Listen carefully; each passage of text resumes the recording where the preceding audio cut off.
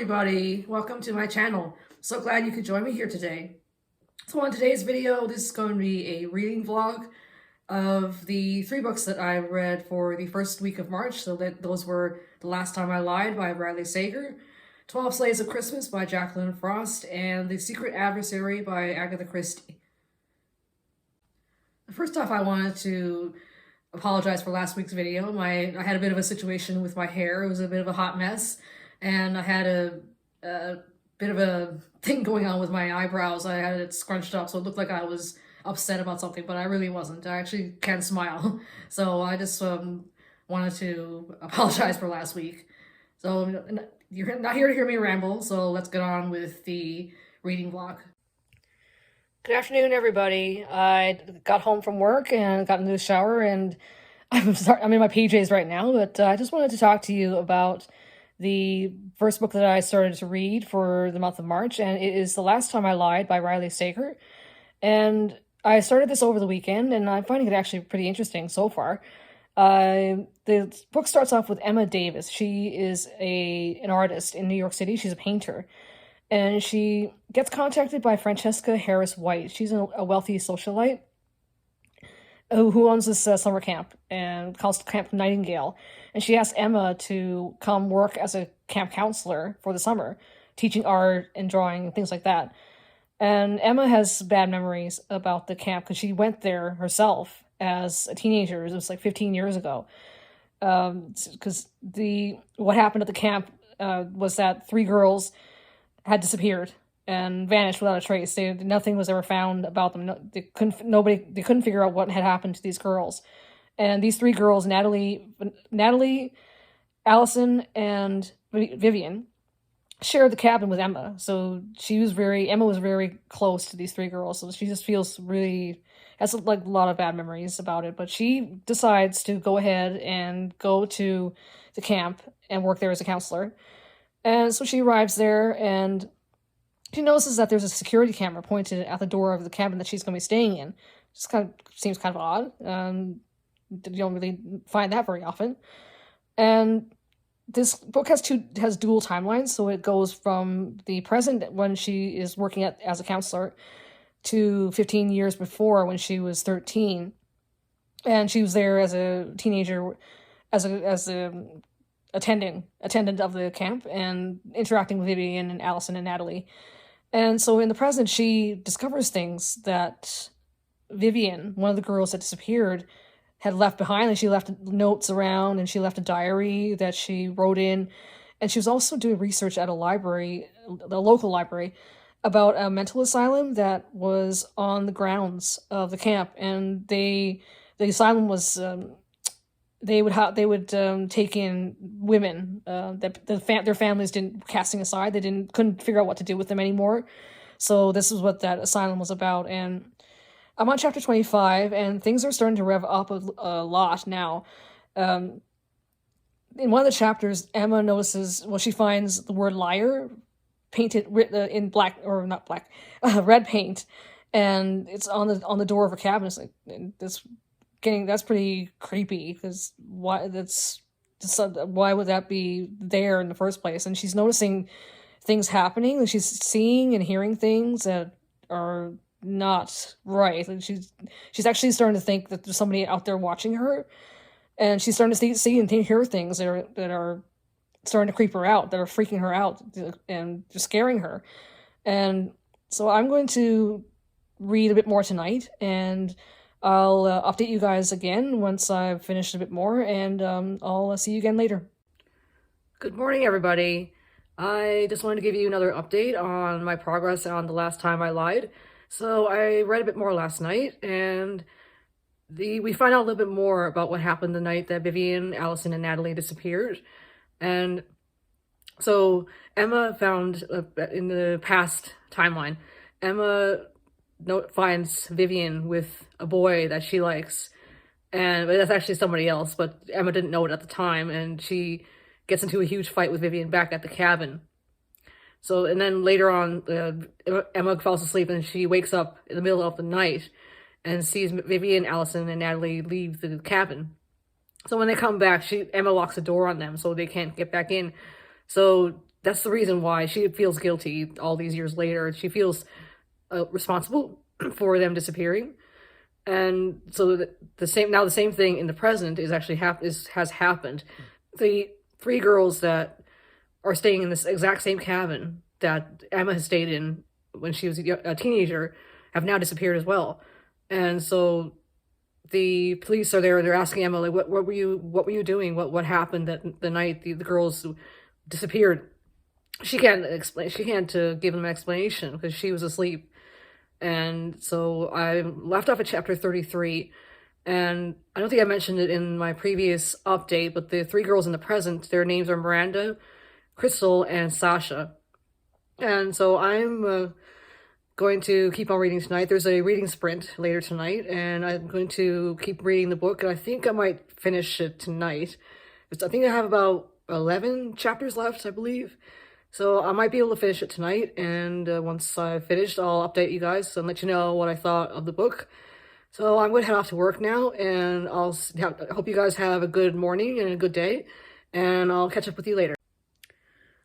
Hello everybody, just finished the reading sprint, and I finished The Last Time I Lied during the sprint, and I gave it 4 dumplings out of 5. I actually was originally going to give it 3, but the ending bumped it up. I didn't see the twist at the end coming, and so in the last bits that I read, Emma starts to figure out, or she discovers what really happened the night Vivian and the other 2 girls had disappeared that night, and the mental asylum that Vivian was researching, what was really going on there, and also in the present,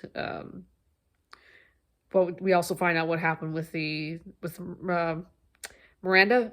Getting the names mixed up. Miranda and the other 2 girls, what was going on when they disappeared. So I like this book. This is the second one, and I read Survive the Night by Riley Sager as well.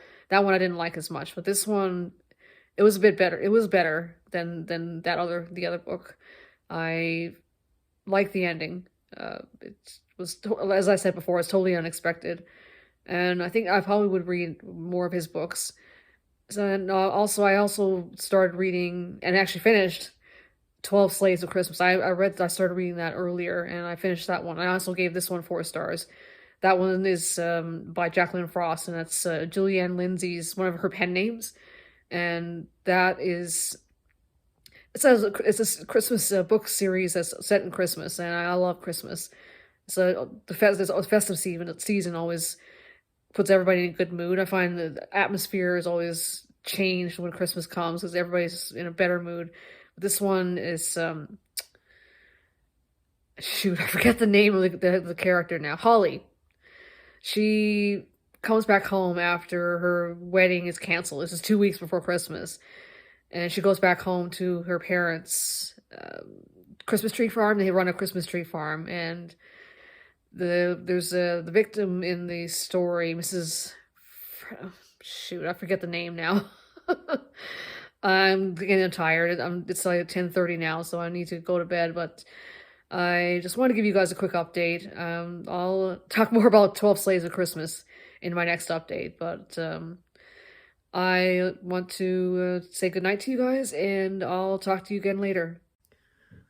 Good morning, everybody. Just wanted to give you a quick update on 12 Slaves of Christmas that I finished last night. So I didn't mention it last night, but the book is set in Mistletoe, Maine. You can't get more Christmas than that. And the victim in the book, her name is Margaret Fenwick, and she's the president of the Mistletoe Historical Society, and she's found bludgeoned to death, and with one of the stakes that they use to identify the trees that Holly's parents use in the tree farm. And so initially Holly's father is suspected because he was seen arguing with Mrs. Fenwick and the operator of something, it's like a business, I think they call it Reindeer Games. So Holly tries to figure out what was going on, and I like, and I said before, I enjoy this book. This is the first book in this series, and I'm going to keep reading the rest of the series, and I enjoy all the Christmas aspects of the book. I mean, Holly has a cat named Cindy Lou Who, and how can you can't get more Christmas than that? I enjoyed that, and it was an enjoyable read, and I have also started last night The Secret Adversary on audio, and I'm hoping that I can finish it this weekend before I post this reading vlog, but also, we'll see what happens. But I'm going to head off to work soon, so I'll talk to you guys again later. Have a great day, and I'll see you next time. Good afternoon, everybody. It's Saturday afternoon, and I just finished The Secret Adversary by Agatha Christie on audio. I signed up for the free 30-day trial on Audible, so I'm going to see what I think about it. But I just finished my book, and I liked it. I think I'll give it 4 dumplings out of 5. It's the first book in the Tommy and Tuppence series, and I decided to pick this book to include in my list for the March Mystery Madness because the name's Tommy and Tuppence. Both their names start with the letter T, and also Tommy's name has 2 M's, and Tuppence's name has also 2 P's. So the book starts off, Tommy and Tuppence, they're short on money, and so Tuppence, she has an idea that she and Tommy will create this business together, and it's almost like an agency where they'll take on any job, whatever it is they'll do. And so their first job is they get approached by Mr. Whittington, and he wants them to do something. And they eventually figure out it's more than what they thought it was going to be. There's a lot of espionage, a lot of intrigue, and it's very tense, very fast paced. And I enjoyed the book, and I think I'm not sure how many. I can't remember how many books are in the series. I think there's maybe 4 or 5. I'm going to keep reading them, and so I'm going to, with the 30-day trial with Audible, I'm going to try it out and see what I think of it. And I also signed up for Scribd, so I'm going to try that one as well. I might do a video later on, just comparing the two of them, seeing which one I prefer. But I think overall this week I had a good reading week. The 3 books that I read, I gave all of them 4 dumplings out of 5, so I think I picked well for this first week of March. So I'm going to sign off, and I'll see you guys later on, and go back to regular scheduled video. So that's going to do it for today's video. As I said in my previous clip, I had a good reading week, and all 3 books I gave 4 dumplings out of 5, so I think I did pretty well for the first week of March.